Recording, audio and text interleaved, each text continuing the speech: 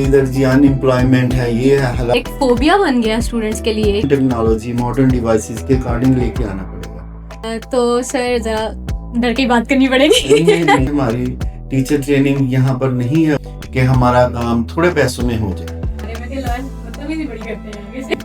Issues हैं, speaking के बड़े इश्यूज हैं। Just to pass the exam जो है वो अपना स्टडी करते हैं। Assalamualaikum. We are back with another episode of podcast with Universal Study Advisors, and today we have a very special guest with us. The honor of Imperial Group of Colleges, Superior College of Technology, Ames Law College, Decent Law Firm, and Soul Compass Institute. Mr. Nafees Ahmad Malik with us.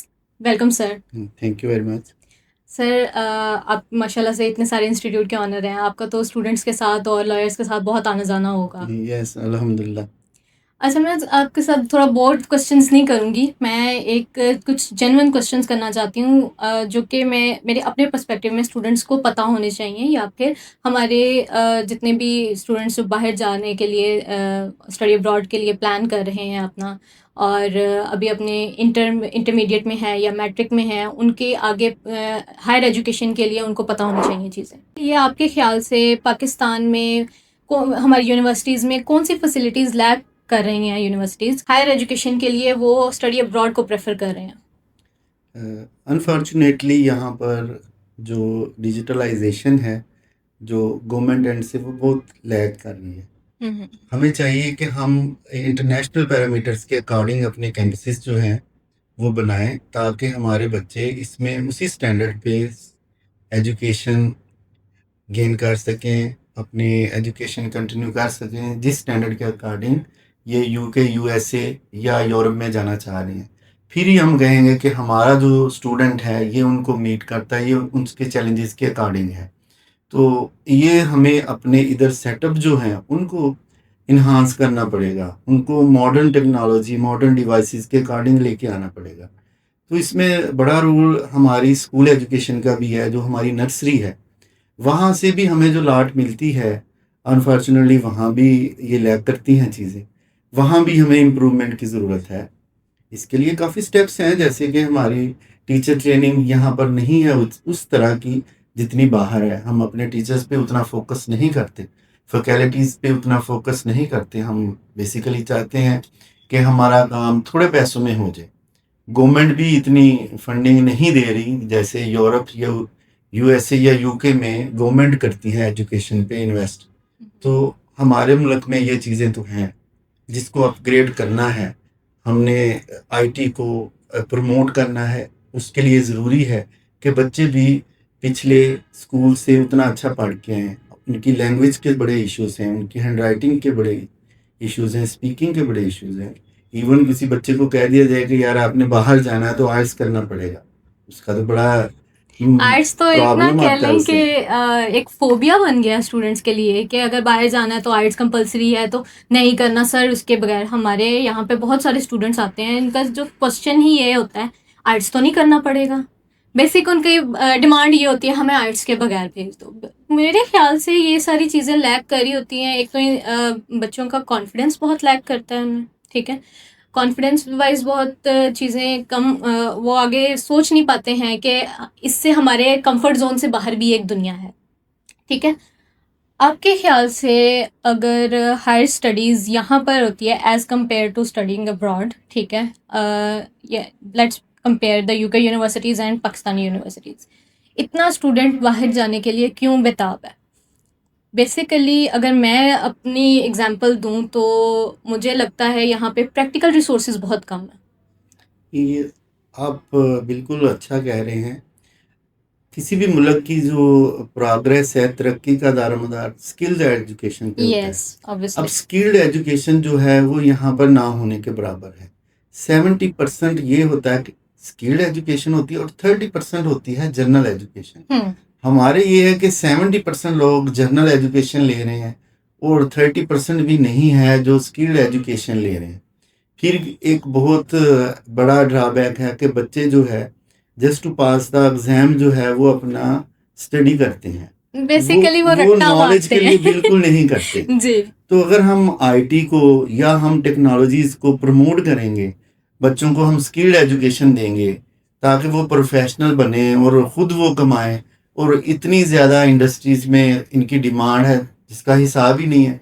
तो यहाँ पर वो हम देखते हैं कि इस पे फोकस नहीं है, इस टेक्नोलॉजीज़ पे, इन टेक्निकल एजुकेशंस पे इस पे फोकस नहीं है। कभी था कि अदर कंट्रीज़ जो है हमारी टेक्नोलॉजीज़, हमारे इंजीनियर्स को फोकस करते थे, लेकिन अब बैक पे जा रहे हैं हम।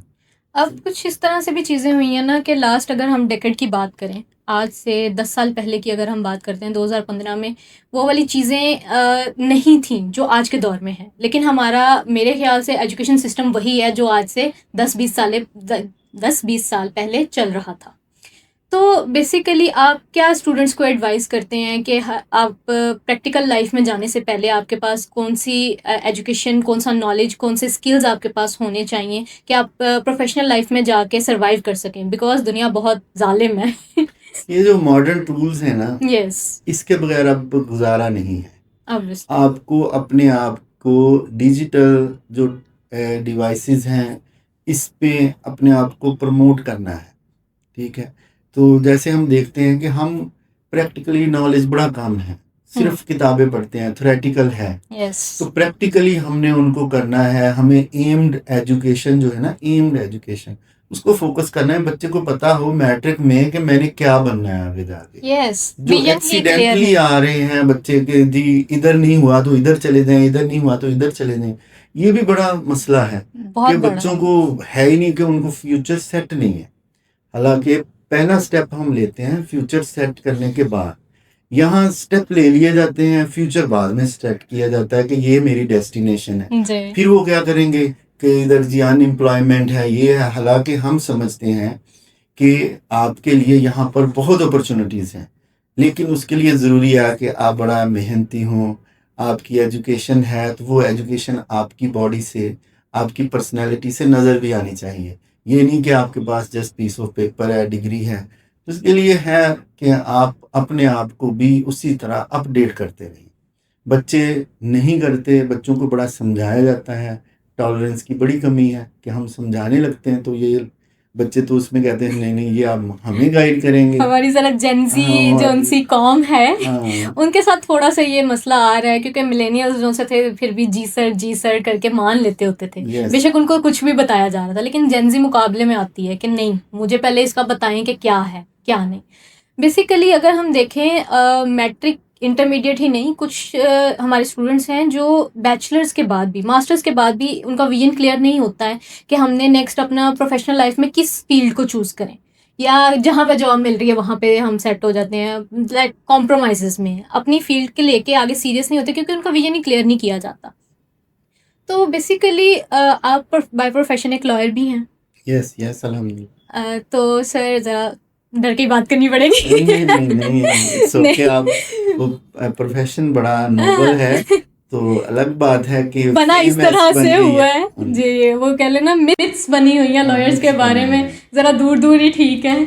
गुड एंड बैड तो हर जगह सारी जगह पे है जी, बिल्कुल। नहीं, इसमें एज अ लॉयर आपके लिहाज से अगर एक स्टूडेंट यूके से LLM करके यहाँ पर पाकिस्तान में आ रहा है तो उसके करियर के चांसेस क्या हैं? बड़े ब्राइट चांसेस हैं, ब्राइट फ्यूचर है, क्योंकि यहाँ पर जो कॉम्पिटेंट लॉयर्स हैं ना, जो मेहनती हैं, उनकी बहुत कमी है। जैसे हम पहले बात करें, ये अचानक बने कि यहाँ एडमिशन नहीं मिला तो हम लॉ कर लेते हैं, और कुछ नहीं हुआ लॉ कर लेते। लेकिन जो एक पर्सन बाहर से स्टडी करके आएगा, वो इंटरनेशनल लेवल का वहाँ पर स्टडी है, वहाँ जस्टिस साहिबान हर एक से आपका प्रैक्टिकल नॉलेज भी वहाँ पर काफ़ी प्रमोट किया जाता है। तो वो यहाँ आकर वो पीछे नहीं रहते, पहले ही यहाँ के लोगों से आगे एक स्टेप आगे होते हैं। तो उनके लिए तो बड़ा ब्राइट फ्यूचर है। बैरिस्टर जब लग जाता है और फिर वो कॉम्पिटेंट भी हो, उसकी इधर की ग्रोथ हो ऑलरेडी पहले, और स्टडी वहाँ से करके आता है, तो उसके लिए मेरे ख्याल से बहुत अच्छा स्कोप है यहाँ पर। उसको डेफिनेटली यहाँ आना चाहिए, क्योंकि लॉ ऐसी फील्ड है कि ये आपको बहुत ऊपर लेके जाती है। यहाँ आप, हमारे पास बहुत बड़े बड़े नाम हैं जो आम एक लेमैन से हुए। तो हर बड़ा जो एडवोकेट है, हर बड़ा जो चाहे चीफ जस्टिस भी है, तो कभी तो वो स्टूडेंट ही था, कहीं से तो स्टार्ट लिया है कहीं ना, तो उसने स्टार्ट लिया था, और सबने मेहनत की है। तो मेरे ख्याल में पाकिस्तान में या किसी भी मुल्क में इसके बगैर अब गुजारा भी नहीं है, और इसका स्कोप कभी ख़त्म नहीं हो सकता। हम पिछले 15-20 साल से देख रहे हैं कि डे बाय डे ये स्कोप बढ़ रहा है, बच्चे इस तरफ अट्रैक्ट हो रहे हैं। अब हमारे पास भी बच्चा 90, 86, 85% मार्क्स वाला भी आ रहा है, ये कभी नहीं था। कभी बहुत हम ये देखते थे हैं 3rd डिवीज़न है, तुम्हारा दाखिला नहीं हो सकता, ऐसे ही है। लेकिन अब बहुत अच्छे बच्चे आ रहे हैं, फीमेल में ये रुझान बढ़ रहा है जी। तो इसी तरह वो बाहर जाते हैं LLM करने के लिए।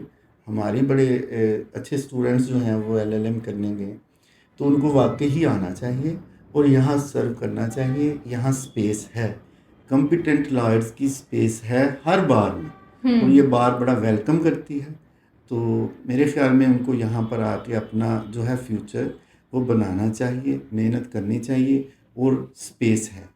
Basically this is not just a piece of degree, ठीक है, not a piece of paper, या फिर जैसे भी आप कह रहे हैं कि डिग्री ले ली बस ठीक है।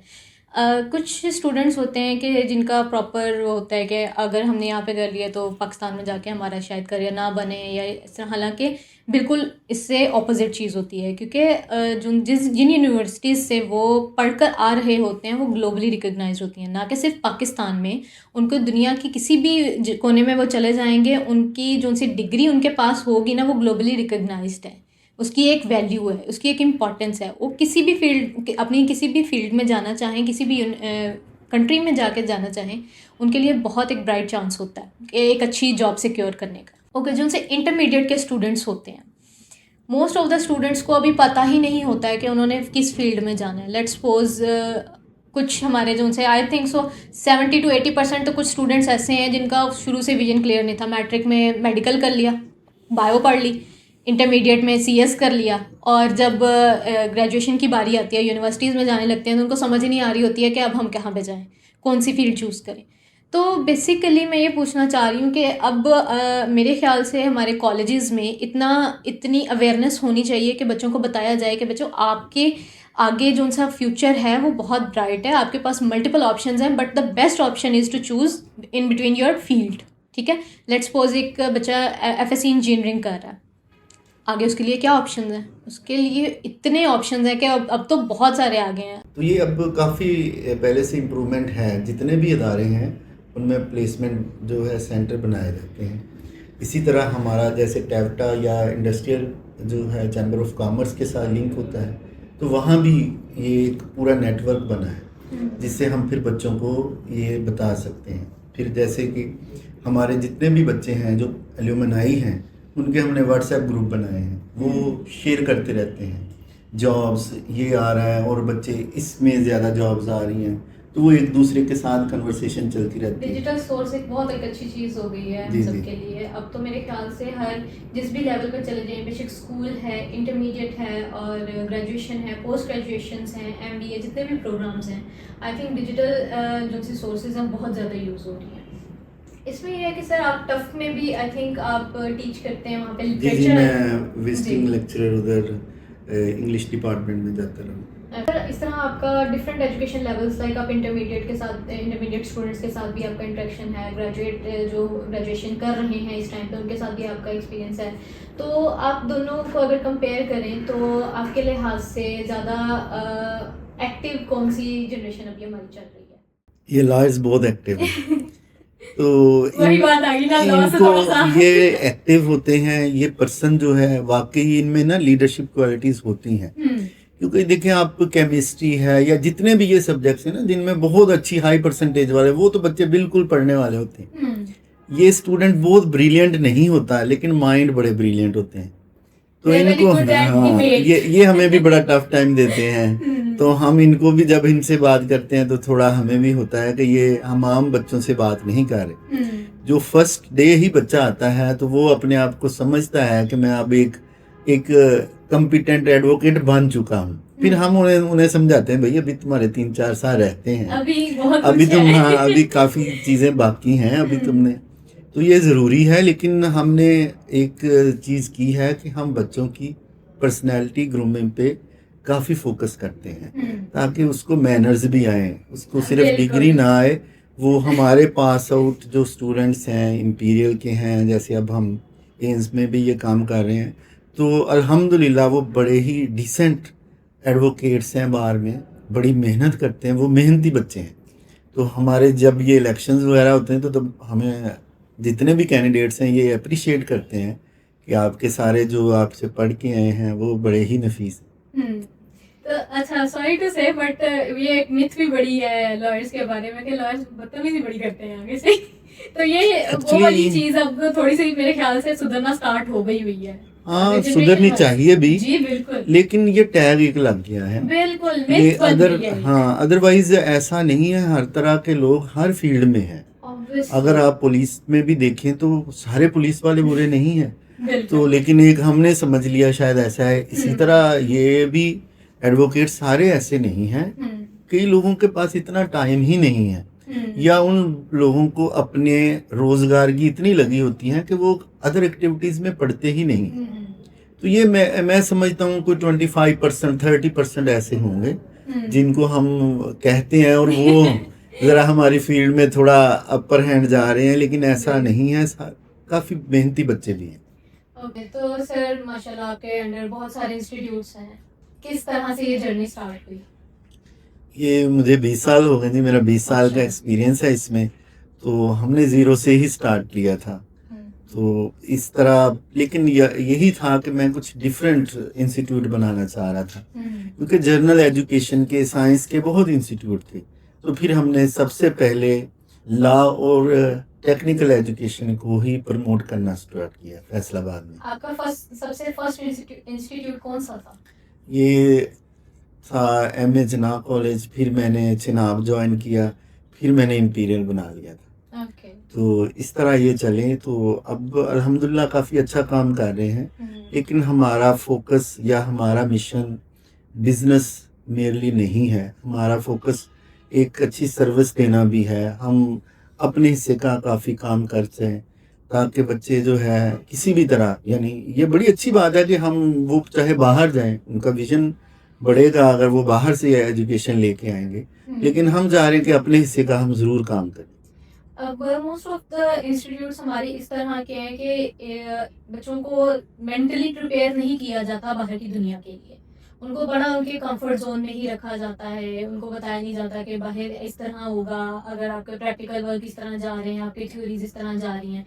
बेसिकली एक माइंडसेट तो बेसिक जो सी हैं मैट्रिक इंटर से ही बनना स्टार्ट होता है इंसान का।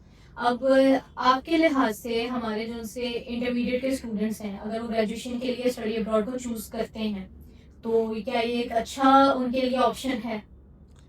बहुत अच्छा ऑप्शन है, क्योंकि आपको एक स्टैंडर्ड की एजुकेशन लेनी चाहिए। उसके लिए चाहे आप UK का यूज़ करें, आप चाहे यूरोप जाएं, तो आपने अच्छे लेवल पे जाना है। आप अच्छे लेवल पे जाने के लिए, आपके विजन को ब्रॉड करने के लिए आपको जाना पड़ेगा कहीं भी, सिर्फ पाकिस्तान पे ही नहीं, बाहर से भी एजुकेशन लें। बेशक यहाँ पर बहुत सारे इंस्टीट्यूट्स ऐसे हैं जो कि प्रैक्टिकल वर्क के आपको बहुत अच्छी नॉलेज देते हैं, ठीक है, आपको एक्सपीरियंस देते हैं।